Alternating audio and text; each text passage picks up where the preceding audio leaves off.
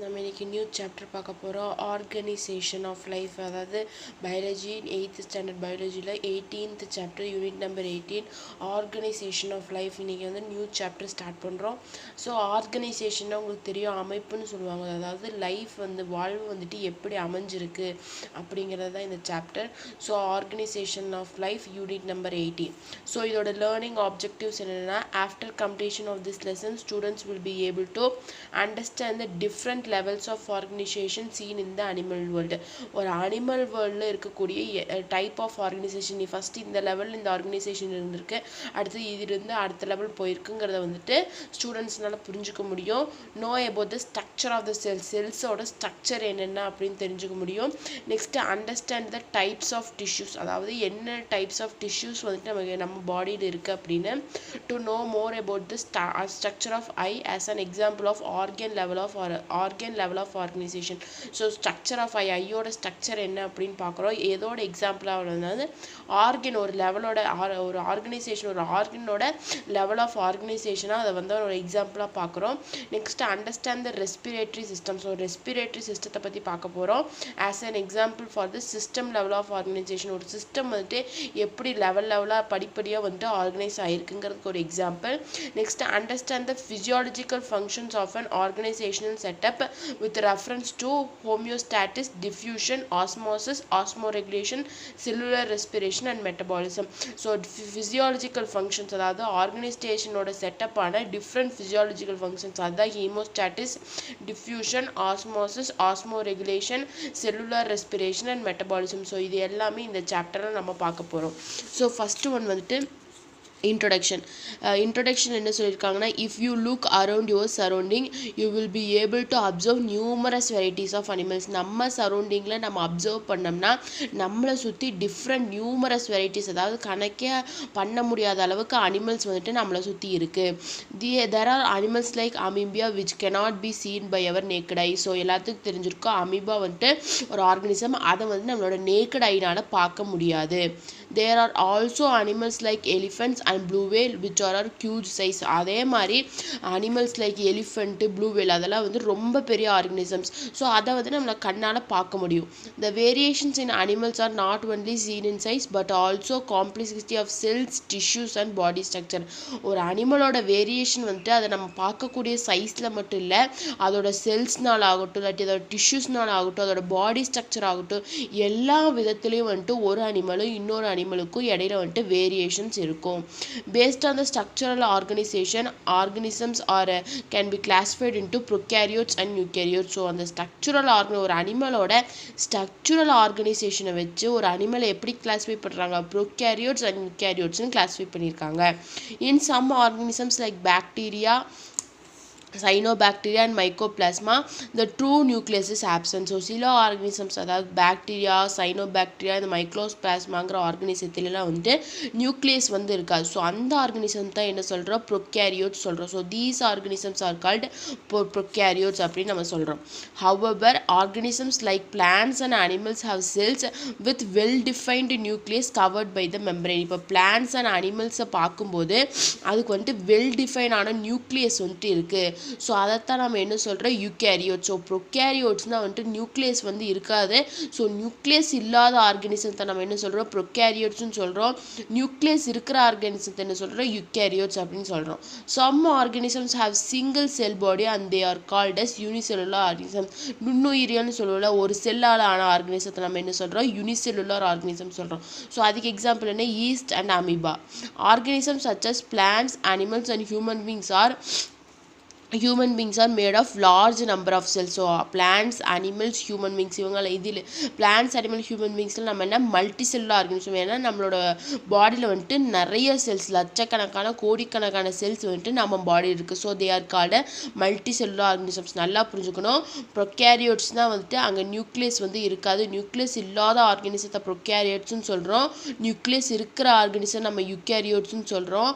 அதே மாதிரி single cell பாடியில் ஒரே ஒரு செல் இருந்தால் அது யூனிசெல்லுலார்னு சொல்கிறோம். பாடியில் நிறைய செல்ஸ் இருந்தால் அதை வந்துட்டு மல்டி செல்லுலார் ஆர்கனிசம் சொல்கிறோம். In this lesson let us learn about different levels of organization of living organisms with suitable examples. So இந்த லெசன் என்ன பார்க்க போகிறோன்னா லெவல் ஆஃப் ஆர்கனைசேஷன். இந்த லெவல் ஃபஸ்ட்டு செல்ஸ்லேருந்து டிஷ்யூ வருது, டிஷ்யூலேருந்து ஒரு ஆர்கன் வருது அப்படிங்கிற அந்த லெவல் பார்க்க போகிறோம். இந்த லெசனில் வந்துட்டு அனிமல்ஸ் ஆகட்டும், ஹியூமன் பீங்ஸ் ஆகட்டும், பிளான்ஸ் ஆகட்டும், அந்த டிஷ்யூஸ் வந்துட்டு எப்படி செல்ஸ் வந்துட்டு டிஷ்யூவாக ஃபார்ம் ஆகுது, டிஷ்யூக்கு அடுத்தது எப்படி அது ஒரு ஆர்கனாக வருது அப்படின்னு தான் இந்த சாப்டரில் பார்க்க போகிறோம். ஃபஸ்ட்டு வந்து பயாலஜிக்கல் ஆர்கனைசேஷன். பயாலஜியாக இது வந்துட்டு எப்படி வந்துட்டு ஆர்கனைஸ் ஆகிருக்கு அப்படிங்கிறதா first topic. So biological organization starts with the submicroscopic molecular level and passes through microscopic cellular level and the microscopic or macroscopic organismic level. So first biological organization எங்கிருந்து start ஆகுனா submicroscopic molecular level. ஒரு மாலிக்யூலோட சைஸ்லேருந்து ஆரம்பித்து அது எங்கே போய் முடியுது, macroscopic, அதாவது microscope இல்லாமல் நம்ம கண்ணு நேக்கட் ஐனால் பார்க்குற அளவுக்கு வந்துட்டு இந்த ஆர்கனிசம் லெவல் வந்துட்டு இருக்குது. So finally it's end in ecosystem and the biosphere. ஃபைனலாக அது எங்கே போய் எண்ட் ஆகுது, எக்கோசிஸ்டம் அண்ட் பயோஸ்பியரில் போய் எண்ட் ஆகுது. thus biological organization shows the hierarchy in organization level from simple to more complex. So அதனால பயாலஜிக்கல் ஆர்கனைசேஷன் எதை நமக்கு காட்டுது, ஒரு சிம்பிள் டிஷ்யூ, ஒரு சிம்பிள் செல்லேருந்து ஒரு காம்ப்ளெக்ஸ் ஸ்ட்ரக்சர் வர வரைக்கும் நமக்கு வந்துட்டு அந்த பயாலஜிக்கல் ஆர்கனைசேஷன் வந்துட்டு காட்டுது. ஹிராக்கினா அப்படி ஸ்ட்ரக்சர், அதாவது ஒவ்வொரு லெவல் ஆஃப் ஆர்கனைசேஷன் தான் ஹிராக்கின்னு சொல்லுவோம். ஒரு சிங்கிள் செல் இருந்து அது ஒரு ஆர்கனாக மாறி ஒரு ஸ்ட்ரக்சராக மாறுற வரைக்கும் நமக்கு அது காட்டுது. The hierarchy in biological organization reveals that atoms are the lowest unit of submicroscopic level. So இந்த ஹிராக்கியில் வந்துட்டு என்ன காட்டுது, நமக்கு ஒரு என்ன காட்டுதுன்னா ஆட்டம்ஸ் தான் வந்துட்டு ஒரு லோவஸ்ட் யூனிட், அதாவது சப்மைக்ரோஸ்கோபிக் லெவலோட லோவஸ்ட் யூனிட் எது, atoms. while the cells are the smallest unit of microscopic level. So cells இது வந்துட்டு சப்மைக்ரோஸ்கோபிக்கோட லோவஸ்ட் லெவல் ஆட்டம்ஸ், மைக்ரோஸ்கோபிக்கோட லோவஸ்ட் ஸ்மாலஸ்ட் யூனிட் எது, செல்ஸ் அப்படின்னு நம்ம பார்க்குறோம். Atoms combine to form molecules which undergo chemical reaction to form organelles of the cells. So atoms வந்துட்டு மாலிக்யூல்களுக்கு combine to form, atoms எல்லாம் கம்பைன் ஆகி மாலிக்யூலாக ஃபார்ம் ஆகுது. அது வந்துட்டு கெமிக்கல் ரியாக்ஷனுக்கு அந்த ஆட்டம்ஸ்லாம் கம்பைன் பண்ணி மாலிக்யூலாக ஃபார்ம் ஆகி அங்கே ஒரு கெமிக்கல் ரியாக்ஷன் வந்து நடக்குது. அதுதான் வந்துட்டு ஆர்கனல்ஸ், ஒரு செல்லோட ஆர்கனல்ஸை வந்து ஃபார்ம் பண்ணுது அப்படின்னு சொல்கிறாங்க. several organelles are contained in the cells. So நிறைய ஒரு ஆர்கன் எடுத்துட்டோம்னா அது வந்துட்டு நிறைய டைப்ஸ் ஆஃப் செல்ஸ் வந்து அதில் இருக்கும். a group of cells which are similar and meant for specific function constitute a tissue. அப்போ டிஷ்யூ என்னென்னா குரூப் ஆஃப் செல்ஸ், ஒரு குரூப் ஆஃப் செல்ஸ் வந்துட்டு ஒட்டுக்கா சேர்ந்து அது வந்துட்டு சிமிலராக இருக்கும் அண்ட் அதுக்கு வந்து ஒரு ஸ்பெசிஃபிக் ஃபங்க்ஷன் இருக்கும் அந்த குரூப் ஆஃப் செல்ஸ்க்கு. அதைத்தான் நம்ம என்னென்னு சொல்கிறோம், டிஷ்யூ அப்படின்னு சொல்கிறோம். Tissue is nothing but it is a group of cells which are similar and mean for the specific function. ஒரு specific function, அதாவது ஒரு group of cells வந்துட்டு ஒரே மாதிரி இருக்குது, அதனால அந்த group of cells வந்துட்டு ஒரு ஸ்பெசிஃபிக்கான ஒரு தனிப்பட்ட ஃபங்க்ஷனை வந்து செய்யுது. அதைத்தான் நம்ம என்னென்னு சொல்கிறோம், டிஷ்யூ அப்படின்னு நம்ம சொல்கிறோம். several tissues together contributing to some specific function inside the body constitute a organ. So cells எல்லாம் குரூப் ஆஃப் செல்ஸ் எல்லாம் சேர்ந்து டிஷ்யூ ஃபார்ம் பண்ணுது. அதே மாதிரி டிஷ்யூஸ் எல்லாம் ஒன்றா சேர்ந்து ஒரு கான்ட்ரிபியூட் பண்ணி ஒன்றா சேர்ந்து அது ஒரு ஸ்பெசிஃபிக் ஃபங்க்ஷனை வந்துட்டு பாடிக்கு இன்சைடில் பண்ணுது. அதைத்தான் நம்ம என்ன சொல்கிறோம், ஆர்கன் அப்படின்னு சொல்கிறோம். So many organs acting together to perform specific life process constitute and organ system. So several organs எல்லாம் சேர்ந்து ஒரு ஸ்பெசிஃபிக்கான லைஃப் ப்ராசஸை வந்து கான்ஸ்டியூட் பண்ணுது. அதைத்தான் நம்ம என்ன சொல்கிறோம், ஆர்கன் சிஸ்டம் சொல்கிறோம். So several organ system together form the constitute the organisms. ஒரு ஆர்கனிசம் இப்போ ஹியூமன் பாடின்னு எடுத்துட்டாலுமே அங்கே ரெஸ்பிரேட்டரி சிஸ்டம் இருக்குது, டைஜஸ்டன் சிஸ்டம் இருக்குது, ஹார்ட் பீட் இருக்குது, கார்டியோவாஸ்குலர் சிஸ்டம் இருக்குது, அந்த எவ்வளோ சிஸ்டம் ஒரு ஆர்கனிசத்துக்குள்ளே இருக்குது. ஸோ இந்த ஆர்கன்ஸ் இப்போ ரெஸ்பிரேட்டரி சிஸ்டம் எடுத்தால் லங்ஸு, பிரான்ச்சி, ஆல்வியோலையெல்லாம் சேர்ந்தால் ஒரு ஆர்கன் சிஸ்டத்தை ஃபார்ம் பண்ணிக்கும். ஸோ இந்த ஆர்கன் சிஸ்டம் எல்லாம் ஒன்றா சேர்ந்து தான் ஒரு ஆர்கனிசத்தையே வந்து ஃபார்ம் பண்ணியிருக்கு அப்படின்னு சொல்கிறாங்க. ஃபஸ்ட்டு வந்துட்டு குரூப் ஆஃப் செல்ஸ் சேர்ந்து டிஷ்யூஸை ஃபார்ம் பண்ணுது. ஸோ அந்த டிஷ்யூஸ் எல்லாம் சேர்ந்து ஒரு ஆர்கனை ஃபார்ம் பண்ணுது. அந்த ஆர்கன்ஸ் எல்லாம் சேர்ந்து ஒரு ஆர்கனிசத்தை வந்துட்டு ஃபார்ம் பண்ணியிருக்கு. we see that several systems are present in an organisms and they are required to perform diverse life process in life process in multicellular organisms. So multicellular ஆர்கனிசங்கும் போது ஒரு டிஃப்ரெண்ட் செல்ஸ் ஃபார்ம் பண்ணி தான் ஒரு multicellular different organ system form பண்ணி தான் ஒரு multicellular ஆர்கனிசத்தை வந்துட்டு இது பண்ணியிருக்கு, அதாவது உருவாக்கிக்குன்னு சொல்கிறாங்க. From lower organisation to higher organism life as passed through simple to complex structural hierarchical level. So ஒரு ஆர்கனிசம் எடுத்துட்டோம் அப்படின்னா வந்துட்டு ஒரு லோவர் ஆர்கனிசத்துலேருந்து ஹையர் ஆர்கனிசம் வரைக்கும் லைஃப் எது வரைக்கும் எப்படி பாஸ் ஆகிருக்கு, ஒரு சிம்பிளான செல்லிருந்து காம்ப்ளெக்ஸான ஸ்ட்ரக்சுரல் அதாவது காம்ப்ளெக்ஸ் ஆர்கன் வரைக்கும் ஃபார்ம் ஆயிருக்கு அப்படின்னு சொல்றாங்க. So the pictorial representation of biological organisation. So இங்கே கொடுத்துருக்காங்க பாருங்க, pictorial represent figure 18.1 different levels of organisation. இது ஒரு செல். ஸோ இந்த செல்ஸ் எல்லாம் ஃபார்ம் ஆகி எதை ஃபார்ம் பண்ணியிருக்கு, டிஷ்யூஸை வந்து ஃபார்ம் ஆகிருக்கு. அதாவது செல்ஸ் எல்லாம் கம்பைன் ஆகி டிஷ்யூஸை வந்து ஃபார்ம் பண்ணுது. டிஷ்யூஸ் எல்லாம் கம்பைன் ஆகி ஒரு ஆர்கனை வந்துட்டு ஃபார்ம் பண்ணுது. அந்த ஆர்கனெல்லாம் கம்பைன் ஆகி உள்ளே இருக்கக்கூடிய ஆர்கன் சிஸ்டம், ஒரு ஆர்கனிசத்துக்குள்ளே இருக்கக்கூடிய ஆர்கன் சிஸ்டத்தை வந்து ஃபார்ம் பண்ணியிருக்கு. அந்த ஆர்கன் சிஸ்டம் தான் வந்துட்டு ஒரு ஆர்கனிசத்தை வந்து ஃபார்ம் பண்ணியிருக்கு அப்படின்னு சொல்கிறாங்க. நல்லா பார்த்துக்கோங்க, ஒரு செல்லெல்லாம் வந்துட்டு கம்பைன் ஆகி எதை ஃபார்ம் பண்ணுது, டிஷ்யூஸை ஃபார்ம் பண்ணுது. டிஷ்யூஸ் எல்லாம் கம்பைன் ஆகி ஒரு ஆர்கனை ஃபார்ம் பண்ணியிருக்கு. ஸோ இந்த ஆர்கனெல்லாம் அந்த ஆர்கனெல்லாம் கம்பைன் ஆகி டிஷ்யூஸ் உருவாக்கக்கூடிய அந்த ஆர்கனெல்லாம் கம்பைன் ஆகி ஒரு ஆர்கன் சிஸ்டம், ஒரு ஆர்கனிசத்துக்குள்ளே இருக்கக்கூடிய ஆர்கன் சிஸ்டத்தை ஃபார்ம் பண்ணுது. ஸோ அந்த ஆர்கன் சிஸ்டத்தை தான் ஒரு ஆர்கனிசமாக அதை வந்துட்டு ஃபார்ம் பண்ணியிருக்கு அப்படின்னு சொல்கிறாங்க. இதுதான் வந்துட்டு டிஃப்ரெண்ட் லெவல்ஸ் ஆஃப் கிளாசிஃபிகேஷன். இதை நல்லா பார்த்துக்கோங்க.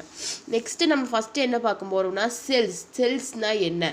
So cell is the structural and functional unit of life. நம்ம லைஃபோட ஸ்ட்ரக்சுரல் அண்ட் ஃபங்க்ஷனல் யூனிட் எது, செல்லு தான். So cell is often called as building blocks of life. செல்லுக்கு இன்னொரு பேர் என்ன, பில்டிங் பிளாக்ஸ் ஆஃப் லைஃப். ஏன் இதை பில்டிங் பிளாக்ஸ் ஆஃப் லைஃப்னு சொல்கிறேன்னா, இந்த செல்ஸ் இல்லைன்னா நம்மளோட பாடியே இல்லை, அதனால இதுதான் வந்துட்டு பில்டிங் பிளாக்ஸ் ஆஃப் லைஃப்னு சொல்கிறோம்.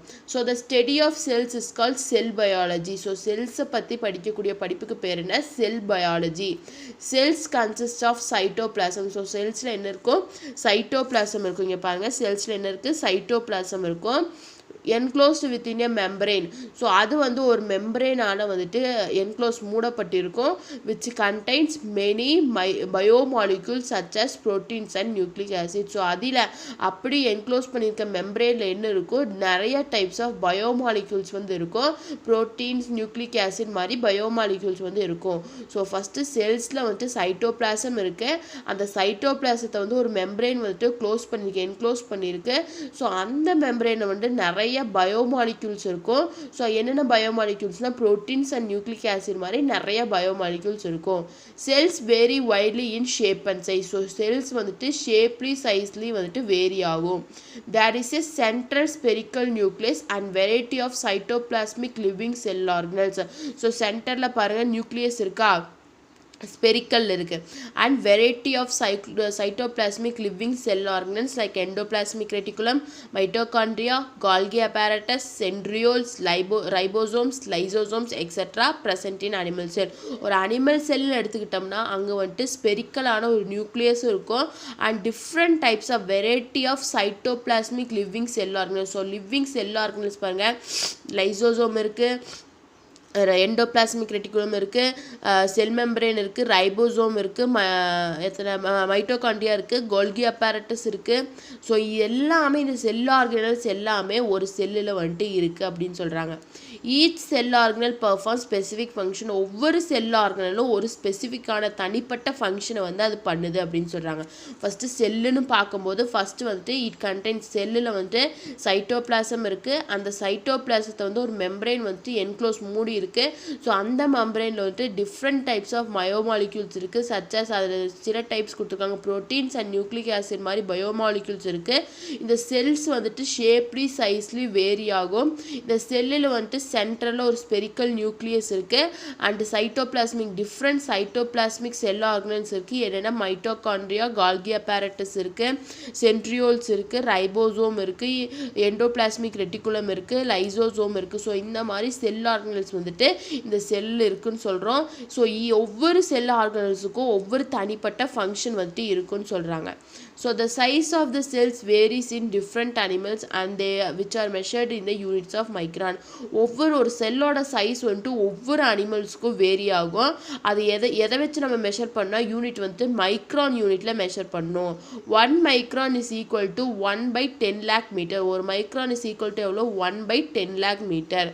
த average cell varies from 0.5 to 20 micrometre in diameter. ஒரு ஆவரேஜாக ஒரு செல்லு வந்துட்டு எவ்வளோ வேரி ஆகும்னா 0.5லேருந்து 20 மைக்ரோமீட்டர் வரைக்கும் வேரி ஆகும். The cells of bacteria are the smallest in size. நமக்கு எல்லாத்துக்குமே தெரிஞ்சிருக்கும் பாக்டீரியா தான் வந்துட்டு ஸ்மாலஸ்ட் செல். ஸோ அதான் சொல்கிறாங்க 1.2 மைக்ரோமீட்டர் தான் வந்துட்டு பாக்டீரியாவோட செல்லு வந்துட்டு இருக்கும். In human body the smallest cell is red blood cell. So human பாடின்னு எடுத்துக்கும் போது ரொம்ப ஸ்மாலஸ்டான செல் இது ரெட் பிளட் செல். ஸோ அதோட டயாமீட்டர் என்ன 7 micrometre in diameter. and longest one is the nerve cell. So smallest வந்து RBC red blood cell na longest cell is the nerve cell which reaches the length of 90 to 100 cm. அதோட length எவ்வளோ இருக்கும் 90 இருந்து 100 cm வரைக்கும் இருக்கும். human egg ovum is 100 micrometer in size.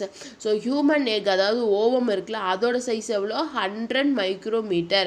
among multicellular animals the largest cell is egg of the ostrich. செல்லுலர் ஆர்கனிசத்திலேயே வந்துட்டு ரொம்ப லார்ஜஸ்ட் செல்லுன்னா எக், அதாவது ஆஸ்ட்ரிச்சோட எக் தான் வந்துட்டு ரொம்ப largest cell. Microplasma with diameter of 0.0001 millimetre is the smallest bacterium. பாக்டீரியாவில் இருக்கக்கூடிய ஒரு ஸ்பீஷீஸ் தான் வந்து மைக்ரோபிளாஸ்மா. அதோட டயாமீட்டர் எவ்வளோ இருக்கும் 0.0001 மில்லிமீட்டர் தான் இருக்கும். ஸோ அதுதான் வந்துட்டு ஸ்மாலஸ்ட் பாக்டீரியம் அப்படின்னு சொல்கிறாங்க. ஸோ வந்துட்டு செல்ஸ் பார்த்துட்டு இருக்கோம். ஸோ அதோட சைஸ் வந்துட்டு ஒவ்வொரு அனிமல்ஸுக்கும் வேரி ஆகும். அது எந்த யூனிட்டில் நம்ம மெஷர் பண்ணுவோம்னா மைக்ரான் யூனிட்டில் மெஷர் பண்ணுவோம். ஸோ 1 மைக்ரான் எவ்வளோனா 1/10 lakh மீட்டர் இருக்கும். ஸோ ஆவரேஜாக ஒரு செல்லோட சைஸ் எவ்வளோ வேரி ஆகும்னா 0.5லேருந்து 20 மைக்ரோமீட்டர் வரைக்கும் வேரி ஆகும். இந்த பாக்டீரியா தான் வந்துட்டு ஸ்மாலஸ்ட் செல், அதாவது பாக்டீரியாவில் இருக்கக்கூடிய செல்ஸ் தான் வந்து ஸ்மாலஸ்ட். ஹியூமன் பாடியில் பார்க்கும்போது ரெட் பிளட் செல்ஸ் வந்துட்டு ஸ்மாலஸ்ட் அண்ட் லாங்கஸ்ட் வந்துட்டு நர்வ் செல்னு பார்க்குறோம். ஸோ வந்துட்டு ஹியூமன் எக்கு, அதாவது ஹியூமன் எக் ஓவம் இருக்குல்ல அதுதான் வந்துட்டு எத்தனை சைஸ் இருக்குது 100 மைக்ரோமீட்டர் சைஸில் இருக்குது. மல்டி செல்லுலர் அனிமல்ஸில் ரொம்ப லார்ஜஸ்ட் செல்லுன்னா ஆஸ்ட்ரிச்சோட எக்கு தான் வந்துட்டு ரொம்ப லார்ஜஸ்ட் செல் அப்படின்னு பார்க்குறோம். நெக்ஸ்ட்டு செல்லோட ஷேப் என்ன, shape of the cells. Cells are of different shapes. அது வந்து டிஃப்ரெண்ட் ஷேப்ஸ் இருக்கும். Normally they are correlated with their function. நார்மலாக கோரிலேட்டர்னால் வந்துட்டு ஒத்து போகிறதுன்னு சொல்லுவாங்க, ரிலேட் ஆகுதுன்னு சொல்லுவாங்க. ஸோ ஒவ்வொரு ஃபங்க்ஷன்ஸுக்கும் அது ரிலேட் ஆகிருக்கும். Some cells are oval and round. So சில செல்ஸ் வந்து ஓவல் ஷேப்பில் ரவுண்ட் ஷேப்பில் இருக்கும். While certain others are elongated. ஒவ்வொன்றும் எலாங்கேட் அதாவது லென்த்தில் வந்துட்டு நீளமாக இருக்கும். Some are branch like nerve cells are neuron. Some cells வந்துட்டு பிரான்ச் ஆகிருக்கு. எப்படி வந்துட்டு நியூரானில் வந்து டென்ட்ரீஸ்லாம் இருக்குது. ஸோ அது வந்துட்டு பிரான்ச்சாக தான் இருக்குது. அந்த மாதிரி இருக்கலாம். Some of our white blood cells are amoeba like with irregular boundaries. நமக்கு தெரியும் அமீபாவோட ஸ்ட்ரக்சர் வந்துட்டு இர்ரெகுலர் ஷேப். ஸோ சில செல்ஸ் அதாவது ஒயிட் பிளட் செல்ஸ்லாம் வந்துட்டு அமீபா மாதிரியே இருக்கும், அது சர்டைன் ஷேப் வந்துட்டு இருக்காது அப்படின்னு சொல்கிறாங்க. ஸோ ஷேப் ஆஃப் த செல்ஸ்னு பார்க்கும்போது செல்ஸ் வந்துட்டு டிஃப்ரெண்ட் ஷேப்ஸில் இருக்கும். அதோட ஃபங்க்ஷன்ஸுக்கு ரிலேட் ஆகி அதோட ஷேப் இருக்கும். சில செல்ஸ் வந்துட்டு ஓவல் அண்ட் ரவுண்ட் ஷேப்பில் இருக்கும். சில செல்ஸ் வந்து எலாங்கேட் அதாவது நீளமாக இருக்கும். சிலது வந்துட்டு பிரான்ச்சாக இருக்கும். சிலது வந்துட்டு வித்தவுட் ஷேப் இர்ரெகுலர் ஷேப்பில் வந்துட்டு இருக்கும் அப்படின்னு நம்ம பார்க்குறோம். இதான் வந்துட்டு ஷேப் ஆஃப் த செல்ஸ். ஒரு செல்லோட shape and size of the some sell.